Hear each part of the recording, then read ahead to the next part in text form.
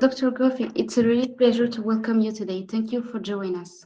Hello, everyone. Thank you for all being here. We have the privilege of hearing from Dr. Emmanuel Goffi on a fascinating topic: AI does not exist, a bold reflection that challenges the very nature of artificial intelligence. What if AI is, at its core, just a concept, an idea rather than a tangible reality? What would that mean for how we regulate it and talk about it? Dr. Goffi, the floor is yours. Thank you so much for having. Oops. Okay. Thank. Okay. Thank you for having me. It's a real pleasure once again to be with you today. So obviously today we'll be talking about something that is part of. Can you all cut your mics, please? It's something that is mostly a proposal for critical thinking. I'd like to start with saying that actually I do not hold any kind of truth. So everything that I will tell and share with you today is subject to questions and to discussion. So I'm just trying to open the mind of the people I'm talking to, just to make sure that we all understand that when we're talking about what we call artificial intelligence, most of us are using this syntagm without even knowing what's behind these two words. So this it's much more about food for thought, about a reflection that I'm offering, and I would be very pleased and really happy if at some point you connect with me through LinkedIn or other ways to with your insights and feedbacks, because you might disagree with me, which would be definitely great and open a I guess useful and rich debate.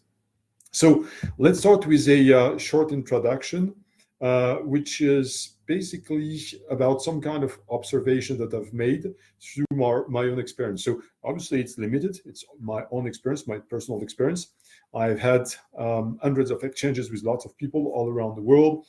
So basically, there are lots of debates around artificial intelligence. And those debates are occupying most of us all the time when we talk trying to understand what is, for example, ChatGPT or this kind of generative AI.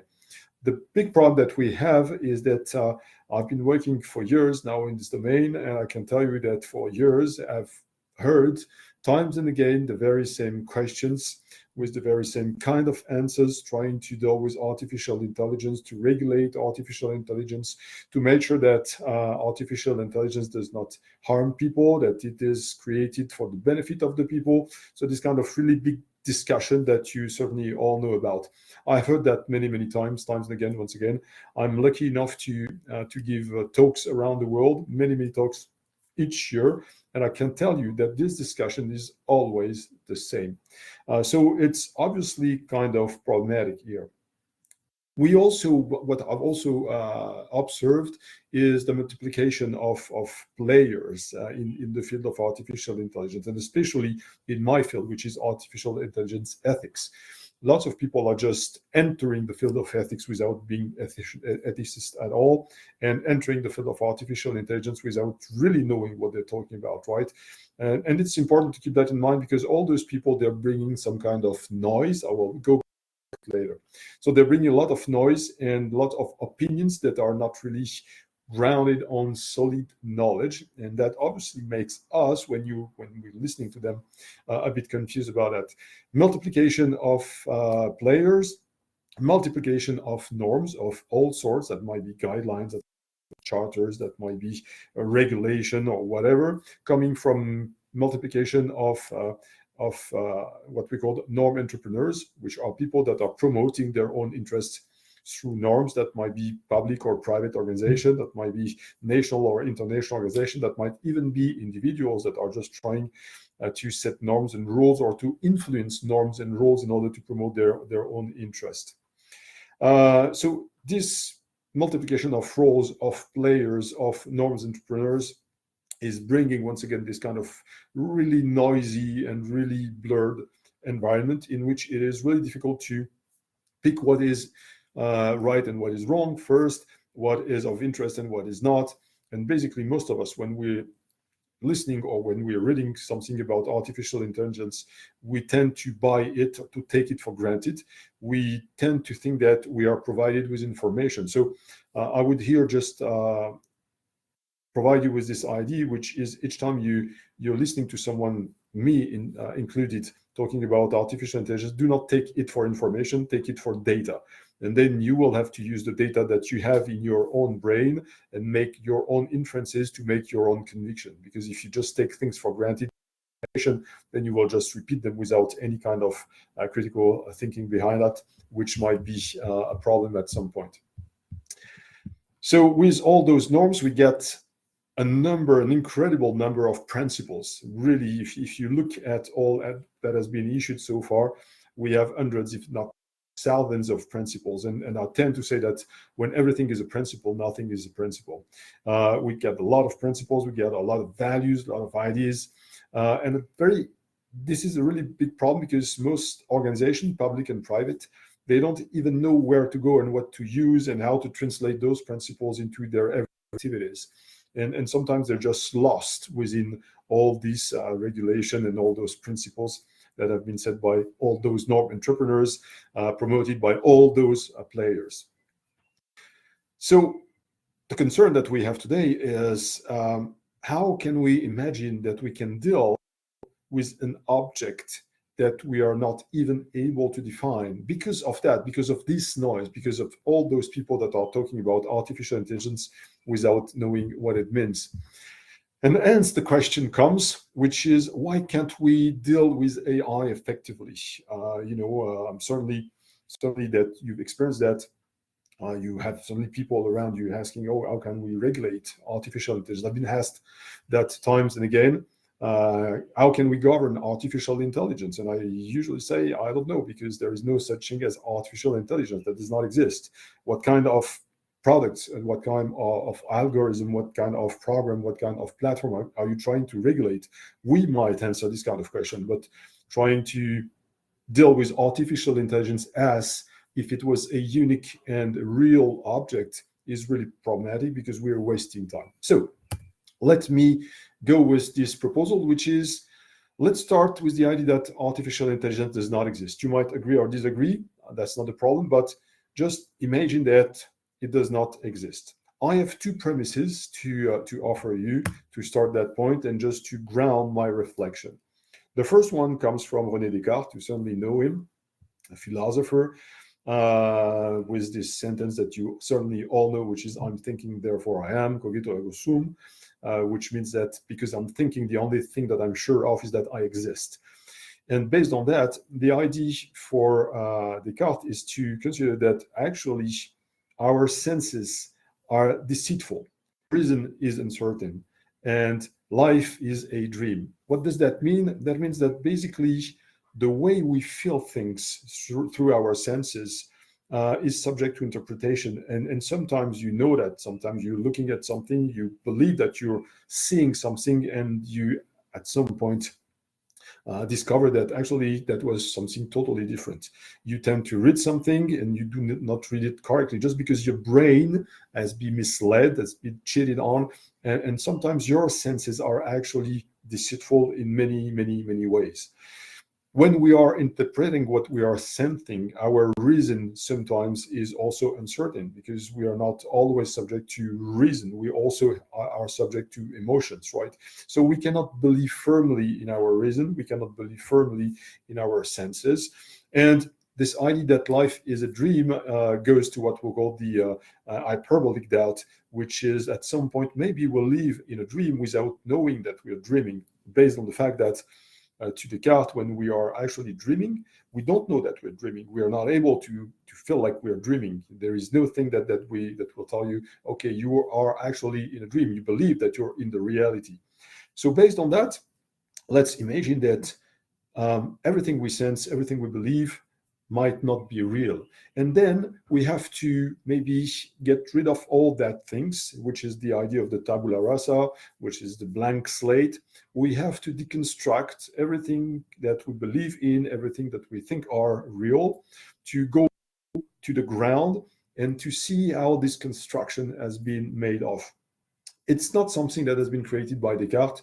It's something that you will find, for example, in the Muslim philosophy, which is called falsafa, with people like Ibn Sina, Avicenna, we will actually consider the idea that maybe we could just go back to what we were when we were a child without any kind of knowledge. And sometimes we really have to go back to this idea that we are a child, our brain are totally clean, and we have to build things, right? And things are built throughout our experiences. Something, and we'll go back to that too, that even Alan Turing, the one of the father of our artificial intelligence, used, which is when he tried to duplicate human intelligence, he said that we have to start with a child brain, because they consider that the child brain is way easier to produce than an adult brain, because there are lesser things in the child brain. So to Descartes, and this is my first premises, is that if we really want to address a problem like artificial intelligence, we have to deconstruct everything we've learned and everything we believe in order to reconstruct it in another way, and to see if there is another way to reconstruct it, right? So let's go that. Let's. This is my my call to you, which is, let's kind of make sure that your brain is cleaned up everything you believe in. That's the first premise. Second premise is based on what we call social constructivism, which considers that actually reality is a social construct, something that you will also find in philosophy. Basically, the idea is to say that everything that we are labeling around us, everything that we are sensing, our reason is putting names on things, which is really arbitrary. And everything we see and we sense, we interpret it in a very specific way. So my reality is not the reality of someone else in another part of the world, with a different culture, with a different setting, with a different environment, with different interests, etc. Right? So the idea with the social construction of reality is to say, once again, let's consider, like Descartes, that maybe everything we believe in has been constructed along the way, along our experiences, and maybe if we were able to change only one thing in this process, the way we would see the world today would be totally different, right? If you remove only one experience, someone that you met, read a book that you read, or something that you learned, maybe if you remove only one element, your mind would be totally different. If you've been raised in a different cultural setting, your mind would be different, right? Just think about that. Everything we see around us is a social construction. And that, the second point, is really important, because language for social constructivists is the best vector to share our knowledge, our understanding of the world, right? My understanding about the fact that, for example, AI does not exist is based on my own construction. And I can bet that most of you have a totally different construction, and you do believe that artificial intelligence exists, right? So my construction led me to consider that AI does not exist. But maybe in my own reflection, there is some weakness, or maybe I've missed something, or maybe I interpreted something. And if I change that, maybe I could go back the other way and say that artificial intelligence exists. And this is through language that we are learning, right? Because we're labeling things. And you have to keep that in mind, because in language, using the syntagm artificial intelligence is definitely not neutral. So two premises. The first one is that we have to consider that we can be misled by our senses and our reason. So we cannot believe what we see, we cannot believe what we feel, we cannot believe what we think. We have to deconstruct that. And the second thing is that in this process of deconstruction, we have to consider how language actually helped us to construct the world the way we see it. So let's get and dive into this question. About the construction, it's really interesting to dive into the history of artificial intelligence. If you ask around you, where did artificial intelligence actually appeared, or when did it start? Most people would tell you in the 50s, early 50s with Alan Turing, or maybe mid 50s, 55, 56, with what we call the Dartmouth Conference. So this is this period of time, and mostly 1955, is considered as the birth of artificial intelligence. It's what I call mainstream history, because that's not exactly true, and I will try to explain you why I believe that it's not true. So Back to Alan Turing, you certainly know him.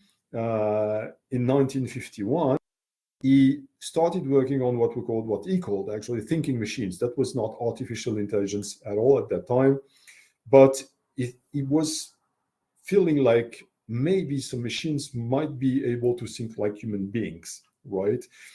You were thinking that actually we can mimic or we can reproduce the way the brain functioned into machines, basically computers. So you consider that actually our brain are working like computers, and then we can just duplicate them, right? So interestingly here, you also have to consider that the way Alan Turing in 1951 was thinking about what he called thinking machines was the product of his own construction about what he thought was the brain and its perspective that maybe the brain might be duplicated, right? In another cultural setting, in a different perspective, maybe people would say that the brain cannot be reproduced. But so you also have the construction of Alan Turing. But he said that, okay, we can definitely just mimic or duplicate the brain. That was early 50s. I was mentioning 1955, which is the Dartmouth Conference in the US, organized by people like John McCarthy. We'll go back to him because he is kind of the big father of artificial intelligence. This conference was meant to really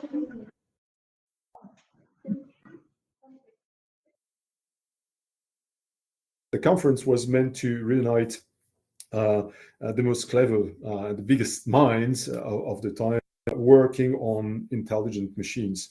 And actually, McCarthy was trying just to organize this conference. He made what he called a call for papers, and he received papers that were not really aligned with what he expected. Actually, he was thinking about thinking machines. So what he did to make sure that people would provide him with what he was expecting, he created this syntagm, artificial intelligence. And this is where it is really important about language and how things are constructed.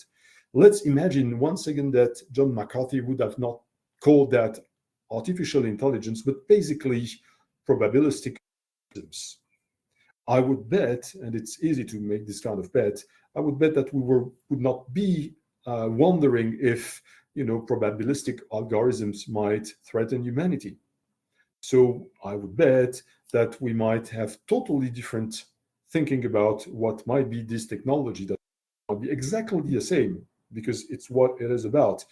Probabilistic algorithms that are used in programs to mimic some capabilities of the human brain. But in order to have those proposals that were aligned with what he was thinking, he interpreted, and his reason, he interpreted what he was thinking and translated it into something that he called artificial intelligence. So 1955 is not the birth date of artificial intelligence, it's the day John McCarthy coined the term. And once again, if he had called that what we called artificial intelligence in another way, we would ask ourselves totally different questions. And our mindset and our perception about those technology might be totally changed.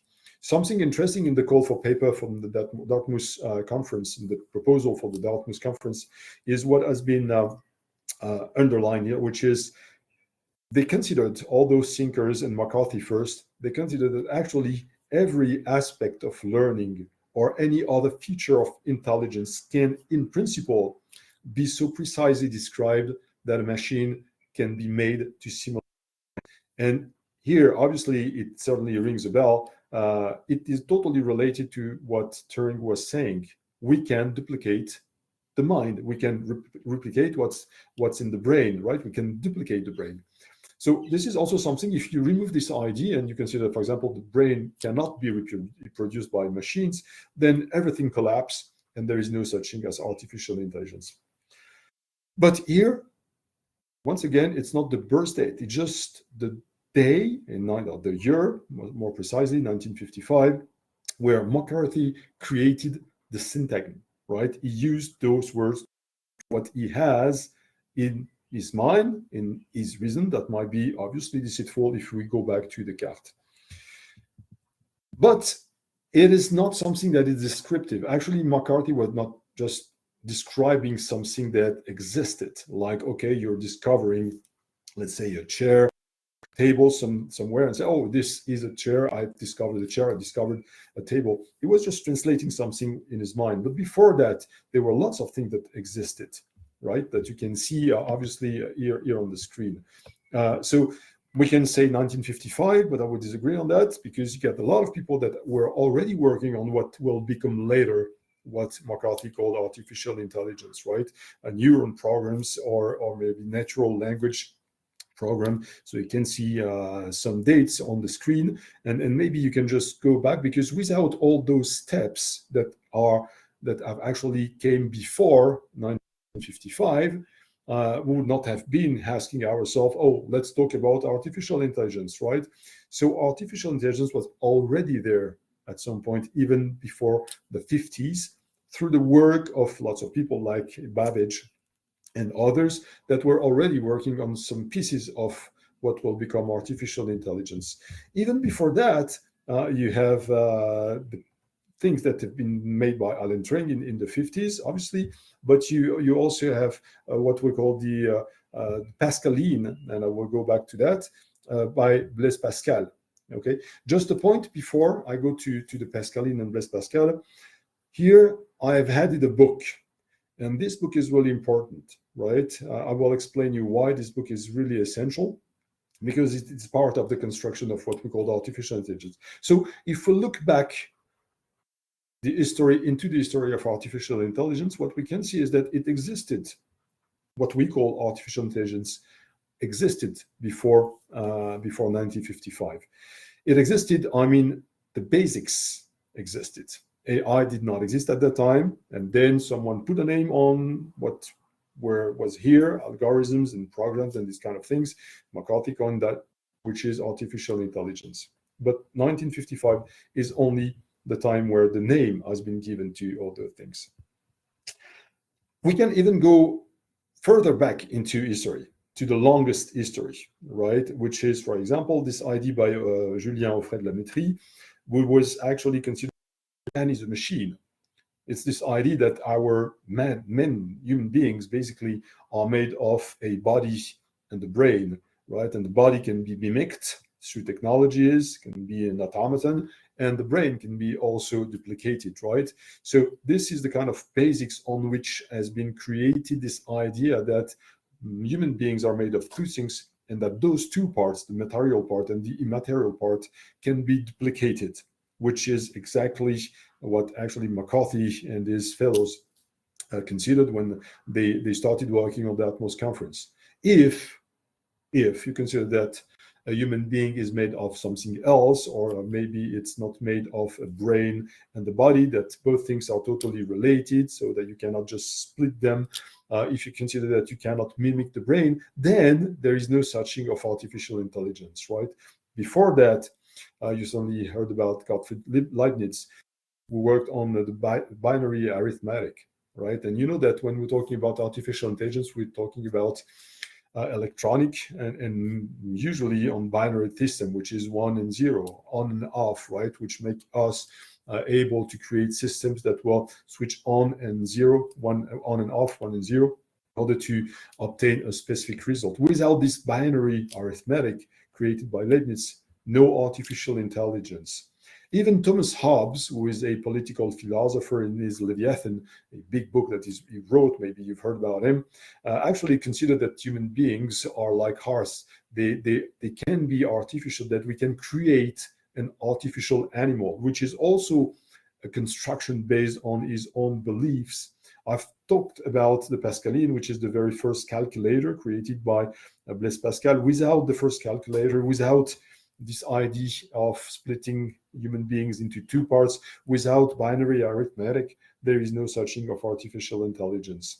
And we can go through history for a very long time. You see Descartes consider that actually human beings are made of two substances. Once again, the material body, the material and immortal spirit. Even in the Muslim world, really interesting, you get a lot of things that actually led us to what we call artificial intelligence today.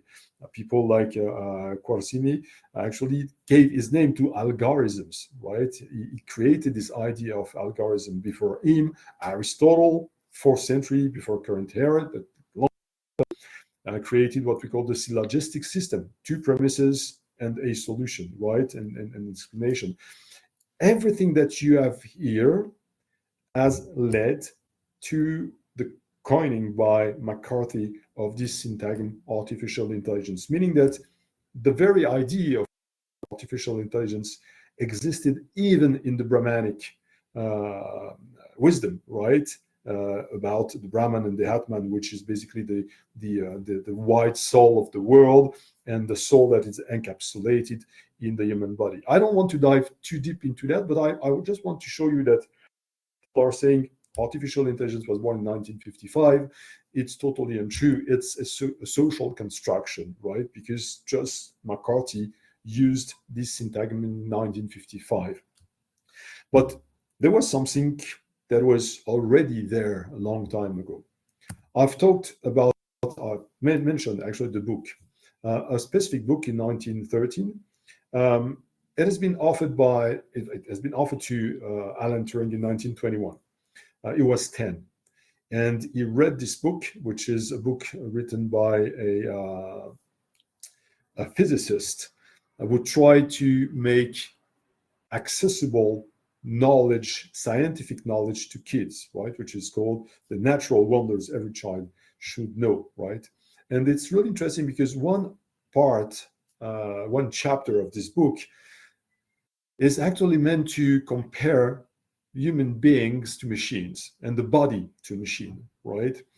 And actually, it is based on the biography of Alan Turing, the book that actually made him think that we can duplicate human body and that we can duplicate the human brain.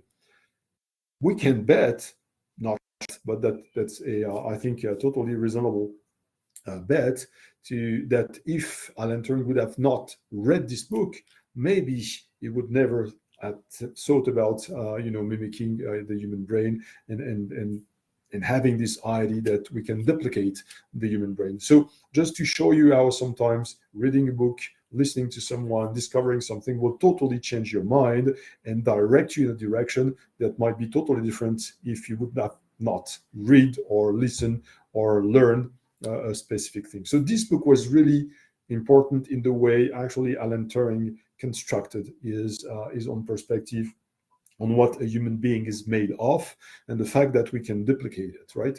So big construction throughout history. At some point, 1955, John McCarthy decided that he wanted to work on what Turing was calling thinking machines, and he created this artificial syntagm, which is artificial intelligence, which has been shaping the way we understand these technologies until then. And once again, McCarthy would have called that probabilistic algorithms. We would be in a totally different mindset. We would be in a totally different perspective about those technologies, and we would certainly not ask the same question. We certainly not be facing the same problems, right? So it's really interesting to once again deconstruct all those things and to see that actually those technologies were born way before 1955, and artificial intelligence is not just a name, right? A choice that has been made by McCarthy, an arbitrary choice that has shaped since then the way we are seeing those technologies. So let's go to a critical approach of artificial intelligence. Definitely, I would recommend that you read this small book which is called AI Ethics, and in which he explains that our evaluation of AI seems to depend on what we think AI is, right? And this idea that it depends on what we think AI is must be related to what I've told you about Descartes, about your reason. If you're like an IT person, you would say that AI basically is algorithms, right? Is line of codes, that's it. But if you reason from the standpoint of someone that is not in the technological, realm, that is looking at that from afar, you might felt like, okay, AI is much that. If you're a user of generative AI, you might think that AI is generative AI. Just to give an illustration to that, when you're talking about AI with a lay person around you, basically the link that they will make is AI chat GPT. Not even AI and generative AI, but AI chat GPT. For most people that are using these systems, AI is chat GPT is AI, right? But when you know about AI, you know that chat GPT is only one system, right? It's one generative artificial intelligence system among others, right? And that generative AI is only one category of artificial intelligence. So when you have some knowledge about that, you know that it's way more complex than just making this association between artificial intelligence and ChatGPT. Once again, our sense, our reason, the way we learned, and the interaction with what we have with these systems and with this environment makes us think differently. So the way we see AI depends on what we think AI is, which depend on how we've constructed our perspective on artificial intelligence. Alan Turing himself in 1950 wrote that in his paper Computing Machinery and Intelligence. He wrote something that is really interesting.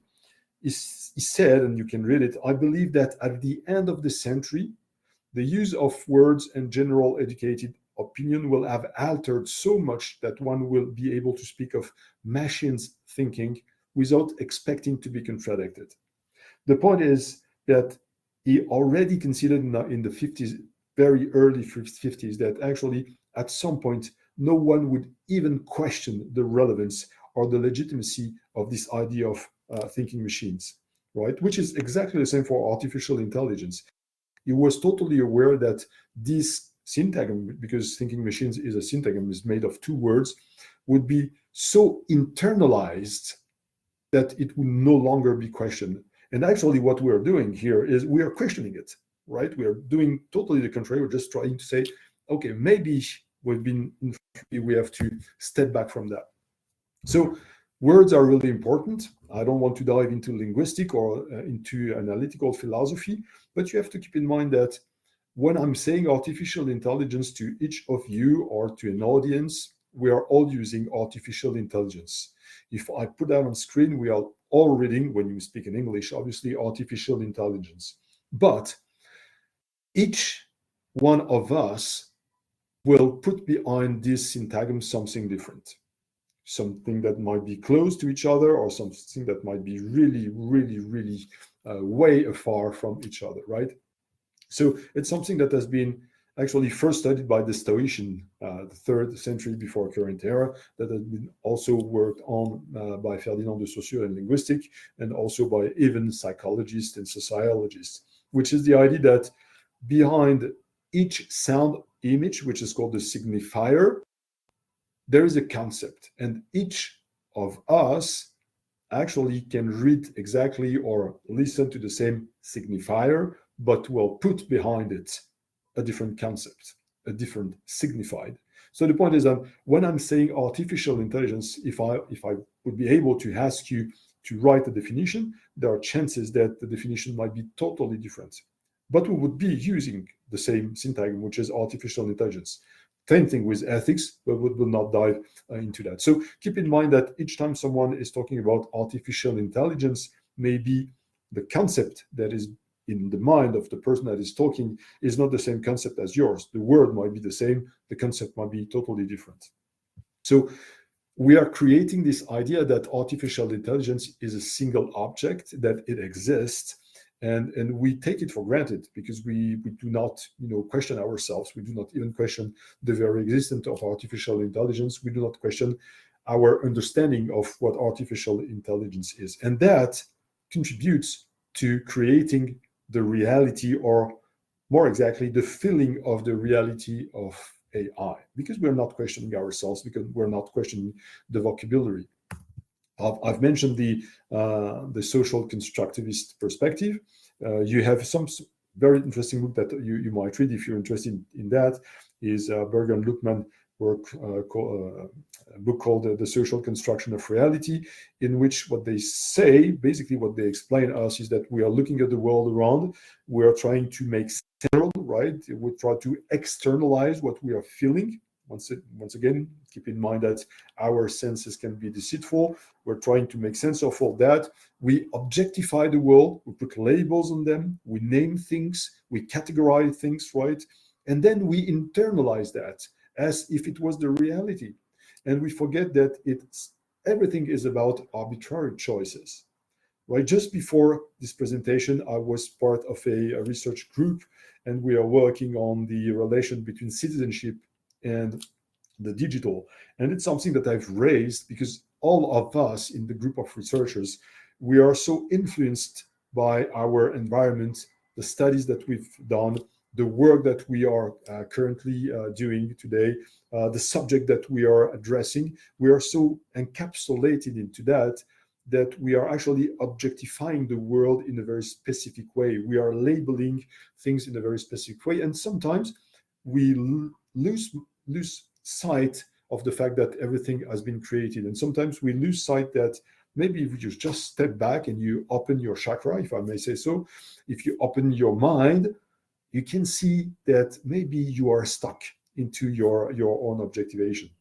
And then you internalize things, and then you take them for granted, right? And you do no longer question them. Exactly what Turing was saying about the use of thinking machines, right? You repeat it, you objectify things, and then at some point you internalize thinking machine, and then you use it without even wondering if it's legitimate or not. This is just for you to understand how it works. Basically, you have a transmitter, which is someone that maybe would talk to you, me, for example, or paper that you're reading, in which there is a message. My message is AI does not exist, right? So I encode my message through my premises, my demonstration, my explanation, etc., right? And then I give my talk, and you on your side, you receivers, right? And you're decoding what I'm saying, but you're decoding what I'm saying through your own culture, because some of you might be maybe even totally reluctant to the idea that AI does not exist. And if so, certainly in your mind, what you're doing is not questioning yourself or not even listening to me. You're just trying to find counter arguments to what I'm saying, just trying to find the weaknesses, right? So depending on your culture, on your what we call the mind programming, the way what I'm trying to say, the way I encoded my message, and the way that you will decode it will differ from one another. Anyways, if I'm able to encode my message correctly through language, there are big chances that the majority of you will understand what I'm saying, interpret what I'm saying the way I expect you to interpret it, and then that will lead to a specific behavior, which is for me the end goal is to make you question yourself, be critical, right? And just say, oh, maybe I was wrong. That's the expected behavior. And this is the objective that I'm trying to reach, encoding my message, which is AI does not exist. Exactly the same with artificial intelligence. If McCarthy wants you to provide him with papers that are related to what he thinks are intelligent machine or thinking machines, then he actually encoded what he thought in the message, which is artificial intelligence, right? And people around decoded it, saying, "Oh, artificial intelligence. Does that mean that there is something that is in competition with natural intelligence, right? Because this is the same word, intelligence natural or intelligence artificial. So we can see that there might be a competition, and at some point that maybe artificial intelligence might surpass natural intelligence and then might become a threat. Once again, if you just call that algorithms, there is no comparison. No one would say, oh, algorithm at some point will surpass human intelligence.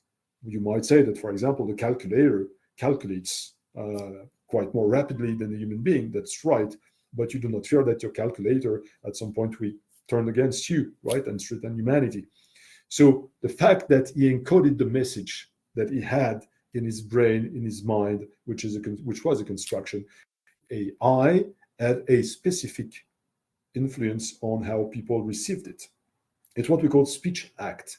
right? And there is a really interesting book by John Austin called How to Do Things with Words, and how by using words you're able to influence the way people will behave at the very end, because they will receive something and they will understand something, they will take it for granted, and then they will have a specific behavior. Big example of that illustration is the fact that, for example, it's related to the idea that, for example, if you go to some fast food restaurant, you get a thank you on the garbage bin, right? And this actually just trigger your mind. The message is implicit, saying, oh, you have to put your own garbage by yourself into the bin, not waiting that someone will just do it for you, right, and clean the table for you. So just with one word, actually, they've been able to trigger the behavior of the consumers that will just put their tray and put their garbages in the bin, right? So this is exactly how it works. And once again, if you consider that the transmitter McCarthy encoded what he had in his brain as artificial intelligence, and the fact that the receivers, all of us, decoded it as something that might enter into competition with natural intelligence because of the dual use of intelligence in both syntagm, then you get some behaviors that will come after that, say, oh, we are creating a duplication of human beings, right? So you can obviously use linguistic, this idea that you have a signified and the signifier, and how giving a word without giving the concept that is behind might make people believe that there is only one understanding of what AI is, which is definitely untrue. So you can also obviously use social constructivism, and considering, like Alan Turing, that people will just, you're labeling something, people will objectify artificial intelligence, then they will internalize the fact that artificial intelligence exists, they will take it for granted, and then they will act accordingly, right? So you've created a situation where people do believe that AI exists without even questioning the full process through which it has been constructed. This ends up, I'm almost at the end of the presentation, with the big problem that we have with artificial intelligence, given that there is all this complexity behind that, not taking into account, we are today in a situation where we are totally unable to define what AI is. And that might definitely ring a bell, that might trigger your critical thinking sense here, saying, why aren't we able to define artificial intelligence? There are hundreds, if not thousands, of definitions of artificial intelligence.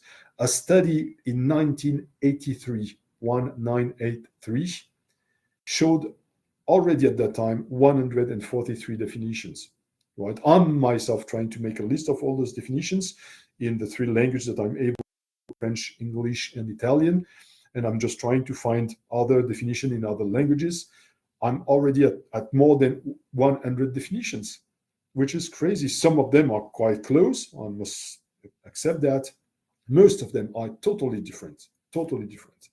We are unable to define what artificial intelligence is, once again, because it depends on what we think AI is, because it depends on our culture, because it depends on what we've learned and how interested in AI we are, and the people that we've met, and what we've heard, what we've seen, what we've read about artificial intelligence, and the way those norms entrepreneurs and those actors that I was just mentioning at the very beginning of the presentation are transmitting in their messages, right? So depending on the messages that you've heard and the way you decoded it based on your culture will make you think that AI is one thing, and to me, that might be something else. To me, and this is my point, obviously, it shows and it illustrates and it proves that AI does not exist outside of the symbolic use of this syntagm coined by John McCarthy.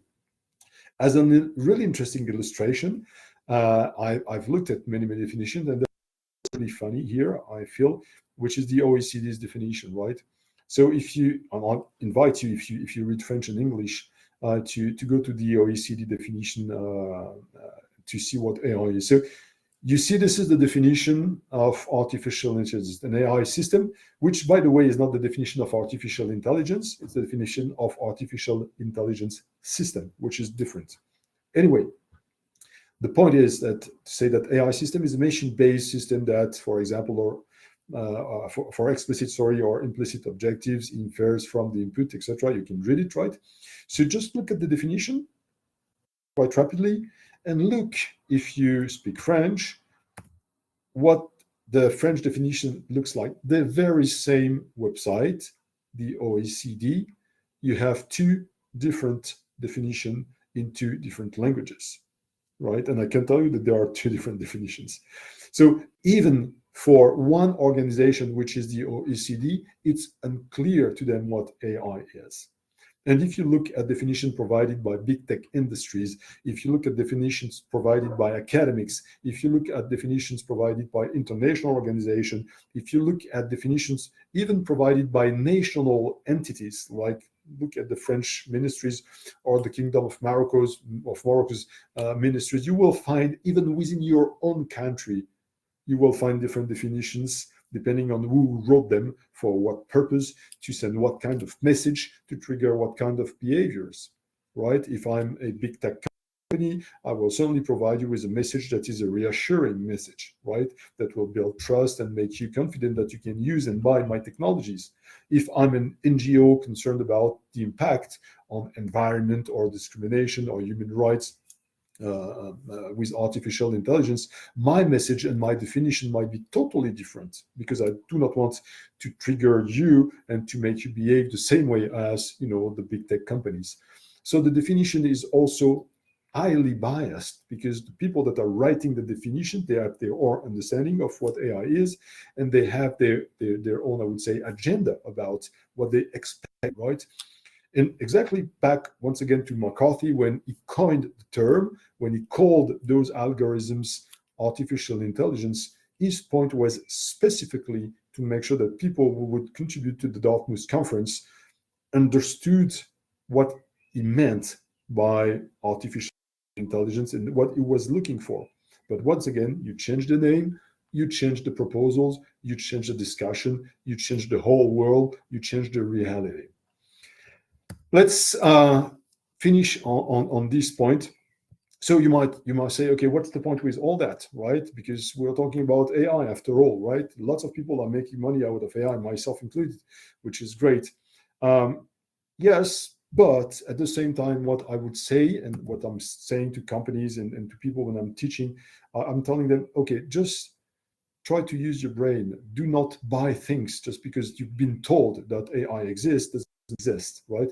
And that's really important, because I feel like in many organizations, public and private, we are actually wasting a lot of time, a lot of money in dealing with something that we are unable to define, and wasting time is in trying to govern something that is ungovernable just because AI does not exist. I like to say, to make a comparison, it's almost like I would tell you, okay, just try to write a code for conduct for UFOs, an unidentified flying object, les ovnis in French.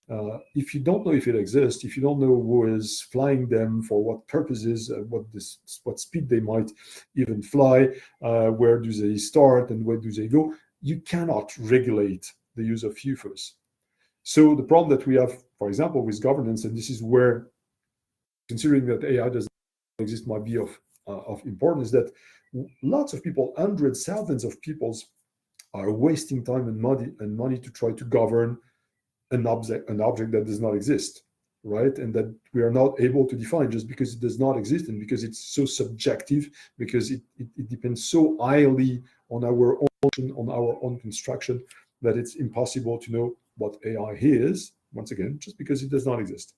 So we are stuck in this, what the social constructivists call the symbolic edifice. We've created this edifice, which is AI, and we've created the narrative and the cosmetic narrative around it. We have created all this idea of AI, and all those people are working about AI and on AI, believing firmly that it exists, right? But I can tell you, and maybe there are some of you in the audience that are from the IT part. People that are in the IT, usually they say that AI does not exist. It's just algorithms that are feeding programs, right? Themselves, the algorithms fed by data. That's it. It's not about intelligence at all, right? So IT people would agree with me at some point, right? Maybe other people that are not into the technology might disagree, which is great. But anyway, we are now stuck into this symbolic edifice. And I can feel like people are not really able just to step back and say, oh, does that truly exist? Is that true? Is it really worth wasting time and money in something that is just lines of codes? Not sure of that. Uh, what it matters also is that because we are losing our critical thinking abilities, because just we're not questioning things. Maybe I'm wrong. Maybe AI exists. I don't know. I believe firmly, based on my construction, once again, on my own ideas, on my own deceitful reasoning and senses, that it does not exist. But maybe I'm wrong. Maybe I'm weak in one of my explanation. Maybe I missed something. But at least what I've gained in my reflection is critical thinking. I'm just trying to not making criticism for the sake of criticism, but just to say, okay, I'm using my brain. I'm not from others, right? I'm not submissive to others, right? I'm not conforming just for the sake of conforming. It's also important because if we are unable to understand that AI does not exist, we are not able to deal with it efficiently. And this is why, for the 10 past years and even more, I've seen and met hundreds and thousands of people that are still asking the very same question. For example, can we govern artificial intelligence? And with the people that are offering exactly the same solutions, which is, oh, we have just to set principles. That doesn't work, right? That doesn't work. That doesn't work at all, right? If there was a way to regulate artificial intelligence, we would have known it for now, which is not the case, right? So we're losing a lot of time and energy, and for companies, they're losing a lot of money for nothing. And because we are wasting time focusing on the wrong question, which is how to regulate artificial intelligence, why behind those technology there are human beings, and that is where we have to focus our attention on the human beings that are working on that. But I will not go into that. Uh, so what should we do? I think that first we have to once again use our brain and to think critically. Even if we're wrong at the very end of the day, at least we used our brain, right? We are not dependent on others. We do not buy things that have been sold. And I would definitely recommend that you do not buy what I'm selling right now. Use your brain and disagree with me. That would be great. Just think about what I'm saying and try to find the weaknesses, because it's the way you will build your own conviction, right? We have to doubt in the noble sense, in the Cartesian sense, not doubting for the sake of doubting, but sometimes we have. I've seen so many people that are falling into the trap of the what I call the conviction of knowledge. They're so convinced that they know and that what they know is true that they do not even question themselves, right? So the point is doubt first and foremost, doubt what you think, what you sense, do doubt your reason, right? Doubt about yourself first, and then you will see that it will help you to be really critical once again in the right sense. That will help you free yourselves from the noise I've talked about at the very beginning, which is all those people that are telling you what is acceptable, what is not, what is AI, what it is not, how to use it, how interesting it is to use it, or how dangerous it is to use it. If you want to make your own conviction on that, you have to free yourself from this noise that is promoted by people that actually do not know what they're talking about. Most of them, they do not know. They're just selling something. They're just trying to trigger your brain in order to make you behave in a specific way. Mostly use and consume artificial intelligence, right? In order to do that, you have to practice debate and deliberation. Debate is key. Debate is not fight. It's not about just trying to impose your views on others. It's just about discussing, listening to others, trying to see what is interesting, what kind of weaknesses there might be in the argument of the people you're talking to, and just try to question yourself about that. And deliberation is a really good way to orient yourself or help you decide whether to go on one way or another when it comes to ethics. To do that, you have to be open-minded. And for example, you have to be open-minded to other perspectives. To my perspective, for example, you are, if are here listening to me, it means that you are open-minded, right? And open-mindedness is also about saying, okay, maybe I disagree with this person, but I will try to see if there might be something interesting in what he or she said that I could reuse or transform or even discuss myself and then enrich myself about. Open-mindedness, for example, in terms of artificial intelligence, might be about the cultural standpoint about what artificial intelligence is and the relation that we have with this kind of technologies, right? And also, if you believe that AI exists anyways, just keep in mind that behind the syntagm, there are people. Actually, what we call the AI systems are powered by humans that are making programs that are, labeling data, that are making sure that you are not, facing horrible images or text when you're scrolling your smartphone and these kind of things. What we call artificial intelligence is just small people all around the world, mostly on what we call the global south, underpaid, working in really, really bad condition to make us happy. They're working for our satisfaction and our side when we're, prompting an AI generative system. We believe that we are in face of something that is intelligent, while actually there are people that are making it work the way it works, right? So even if you think that AI systems exist, if you disagree with me, keep in mind that behind these systems there are human beings. My last point, last slide. Um, you have the choice between following others and conforming to others or internalizing what you've been told and buying things and just repeating them. But if you do so, then you will be in a situation where, as Walter Lippmann was saying, where all think alike, no one thinks very much. So you might become part of those people that are not thinking very much. The problem with that is that it's your right, it's our right to decide that we don't want to think very much, that we just want to be followers. But if we do so, we have to accept the consequences of that, which is in a very competitive world where technologies might, in some cases, replace humans. If you're not able to think by yourself, if you're not able to think differently, then you might not be surprised if you're replaced by someone else or if you're replaced by a technology. I will end up here and thank you for your kind intention for this presentation. Thank you. Thank you very much, Dr. Goffi, for that insightful presentation. We have received some questions from the audience. I will now read them aloud so that Dr. Goffi can respond. Please feel free to keep sending your question in the chat as well. Nohaila asks, is there is a risk that rejecting the term AI might confuse the public more than it enlightens them? Yes, definitely, and that's what I'm thinking. Once again, it's only my perspective. Yes, I think it's a misleading term because when people, for example, are interacting with AI or even chatbot, they do believe they're not even wondering if they just believe that they're interacting with some kind of intelligence, right? So when you consider that there is something that might be an artificial intelligence, obviously you fear that artificial intelligence might look at you and say, "Oh, you're pointless as human being. I will just destroy you." Right? So yes, the syntagm, the use of intelligence in this syntagm, artificial intelligence, is totally misleading. And when we are teaching artificial intelligence to people, and which is a big problem today, for example, in France, we are promoting AI literacy from the youngest age. You've seen that in other countries, in other situations, right?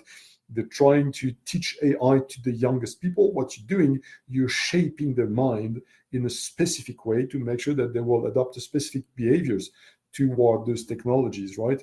And then what you're doing, actually, you're influencing people. You're not teaching, you're not sharing, you're not trying to promote their own, thinking autonomy. What you're doing is that you're telling them how to think and what to think.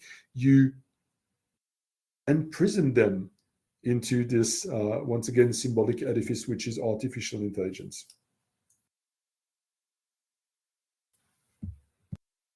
We have another question from Shaima who said, if AI doesn't exist, should we rethink the way we design AI curricula in universities? I would say yes and no. As a philosopher, I would say yes. But I also know that philosophy is not at the center of the world, and I know that around this center, artificial intelligence, um, whatever we believe that it exists or it does not, there is an economy around it, right? And in a university and when you are studying in an engineer school, such as ICEP here in France, where I'm myself teaching, you are preparing people to enter into a specific market. You do not prepare them to be philosophers, right? So maybe some of them will be interested in philosophy. Maybe some of them will think about what I'm telling you because I'm teaching the same things to my students here. But most of them, what they expect is to get a job. And you do not get a job entering into the market saying AI does not exist, right? No one will hire you with this kind of premise or with this kind of idea in mind. So the point is that it depends on how you see the world. Philosophers, people that are able of critical thinking, that are able to deconstruct things, or you consider that you will not change the world, and then you have to prepare people to enter into a world, into this once again symbolic edifice that you did not shape, and that we do not have any kind of influence on that, right? Maybe some of you will be influenced by what I'm saying, but that will not change the world. AI is still out there. Lots of people are making money out of artificial intelligence.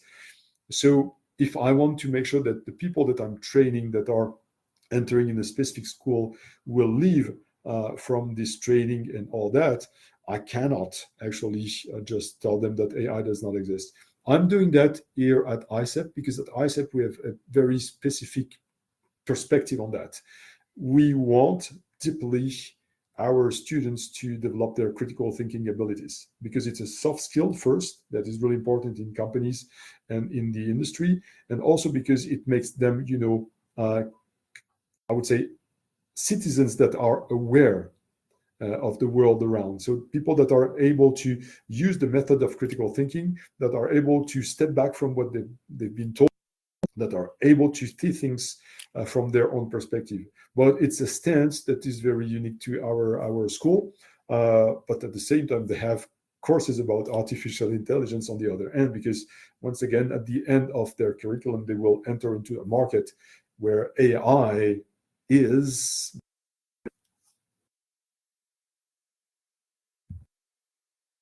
Deep asked, how should companies revise their AI strategies if the concept itself is flawed? I missed the beginning of the question. Sorry. Uh, how should companies revise their AI strategies if the concept itself is flawed?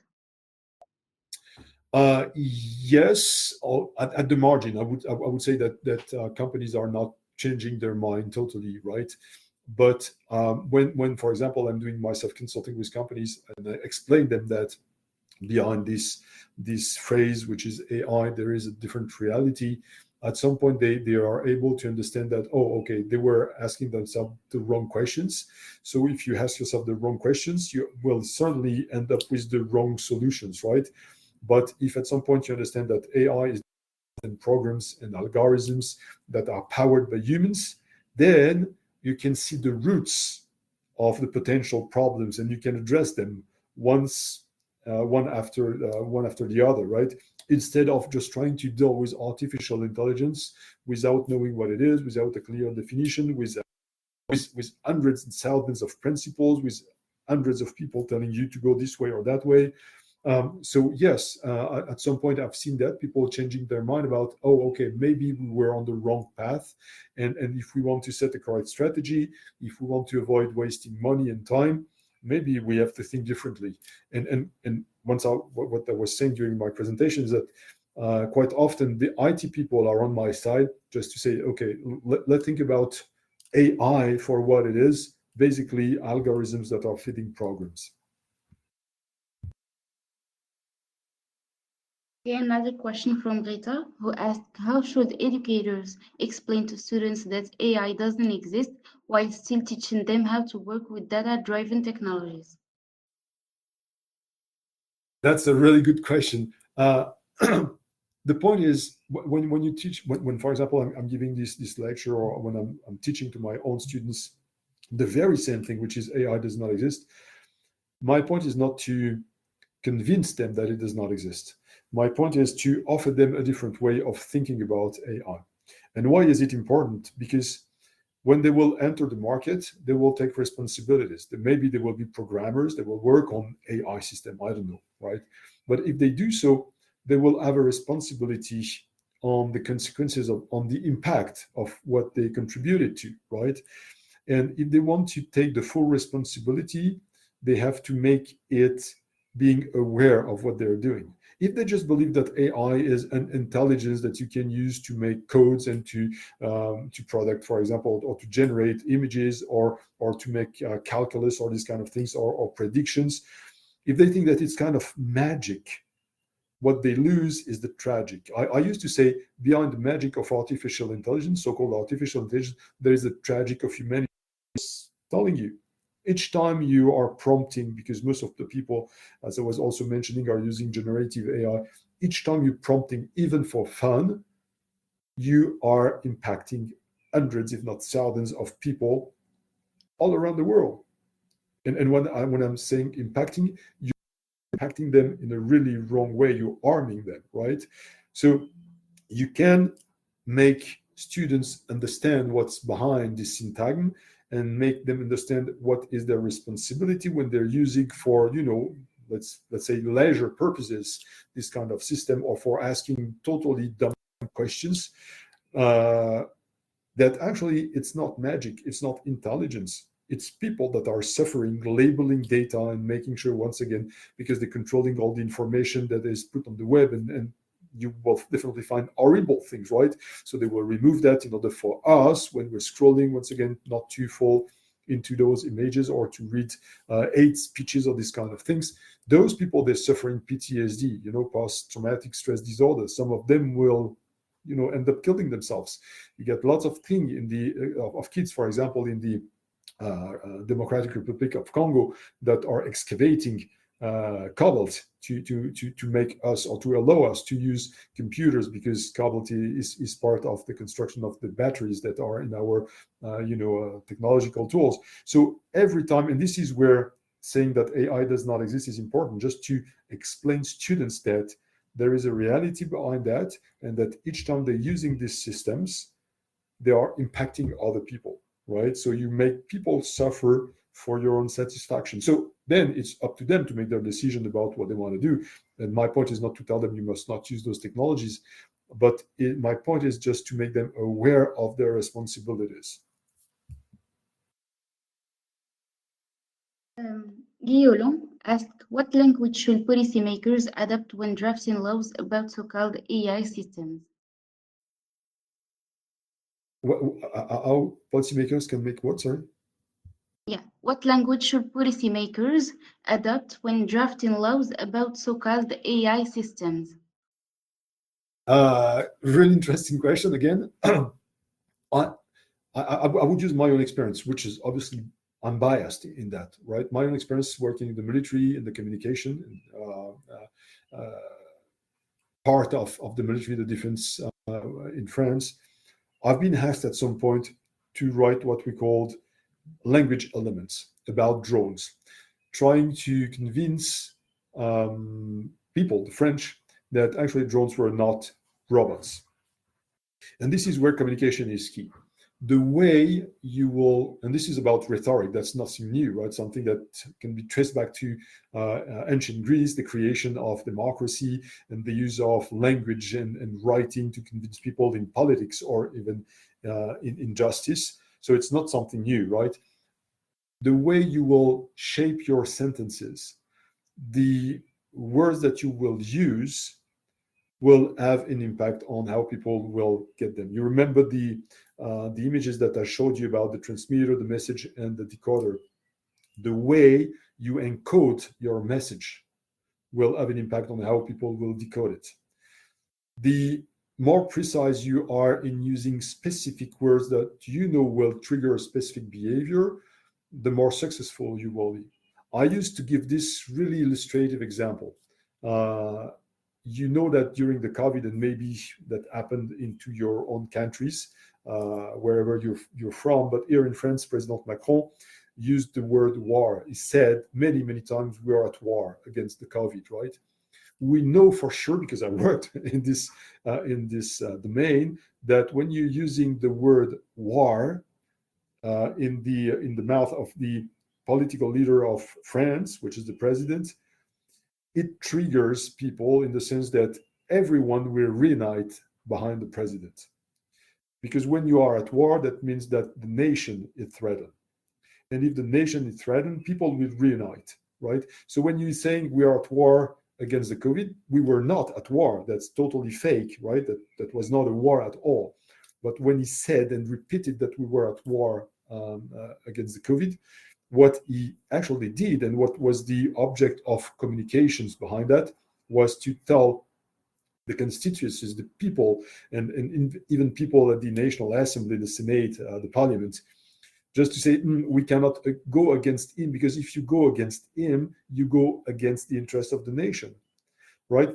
So the way the language, the discourse is used and is shaped, the narrative is created, will have a specific impact. And I used to say that it's really true, for example, in ethics, right? There is a full narrative about ethic, what we call AI ethics, that is totally artificial, that has been built by the European Commission and by other actors all around the world, just to trigger this, final end behavior, which is we will create trust, artificial trust, to make sure that people will buy and will consume artificial intelligence because we can make money out of it, right? So the message has been encoded using values and ethical concept in order to make sure that people will receive it in a specific way that will make them behave in a specific way, right? But it's because if you analyze deeply all the narrative, what you see is that it's not about ethics, it's about cosmetics. It's about makeup. You're making beautiful things that might be ugly or that might be questionable.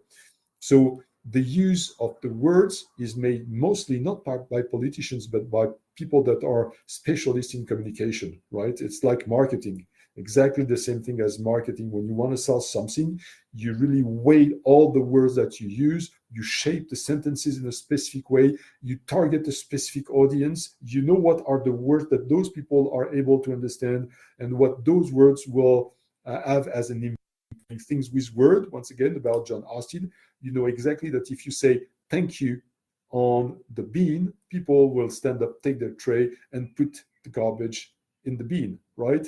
So you get a lot of people that are working on that. In marketing, you get a lot of people that are working on how the brain functions and how people react in specific cultural settings, in specific environments, to a specific narrative. So it is how it is done. And plus, you have all the lobbyists that are pushing, that are promoting their own interests using specific words in order to make sure that the product will be sold at the very end of the day. Thank you. Thank you, Dr. Goffi, for your thoughtful answers and for sharing your unique perspective with us today. And thank you all for your active participation and engaging questions. We hope this session has sparked new ideas and reflection on the concept of AI. Thank you. Have a great day, everyone, and we look forward to welcome you at our next event. Thank you. Thank you. Thank you for having me. Have a good day. Take care. Thank you.